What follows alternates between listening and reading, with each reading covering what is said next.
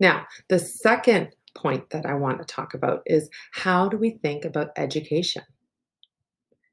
What is the scope of the education system?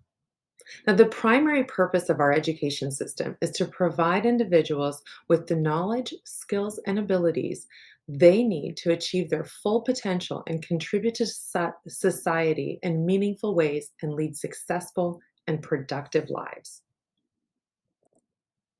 What I am finding is that we need a tool that goes beyond the report card if we're going to achieve that. The quote from Sir Ken Robinson, a leader in education: education doesn't need to be reformed. It needs to be transformed.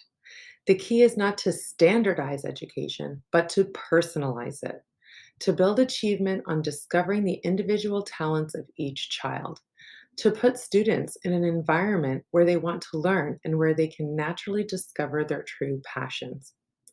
I think that's what Clarity Maps actually help facilitate. I think that's what happened with that child that I worked with, and many more since then. That personalization that Sir Ken Robinson is talking about.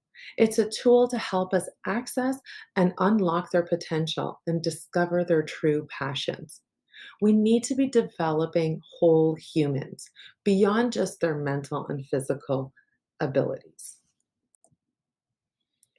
Now, take a moment to think about someone who is making it in life. Is it because they were making good grades or were blessed with that ability? No, it's not. It's their passion. They're enlivened and inspired to achieve their greatness. They are committed, and every day they get after it. That takes a special kind of energy. When our teens aren't being encouraged towards that higher purpose, they know it and they feel it.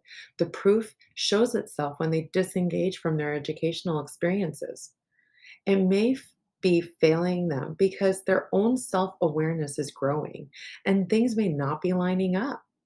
Clarity mapping helps them know themselves, empowers them to naturally find their way to more meaningful education and eventually their place in work and life. Without it, kids are lost, especially if they don't feel like they fit in. Kids having clarity maps is a good thing on so many levels. As individuals, it'll help them navigate the education that they desire and support the development of their competencies as well as their passions. That dramatically influences the kind of people they grow up to be: successful, resilient, and skilled at reinvention. As members of broader communities, they'll be creating better educated and more prosperous societies. This goes way beyond a report card. There is an expectation that this responsibility rests on the education system. And I know many people in education, and they are all passionate about showing up for young people. They have been tasked with educating our kids. That's what the education system is for. We, as parents, have the responsibility to hold the influence over the nurturing of their self awareness. That conversation needs to start at home. That encouragement and buy in starts with the parents, with their curiosity. Then it can grow into the experiences that take place in school, in our education systems. I believe that when we personalize the experience by first helping them develop their self awareness to discover what lights them up, and then combine that with their education, anything becomes possible. Instead of saying you need school, we're saying schools need you. Schools need you to help us advance everything we do to do things better. We start saying, you have something great to offer. You really do. You have something amazing inside you to offer the world.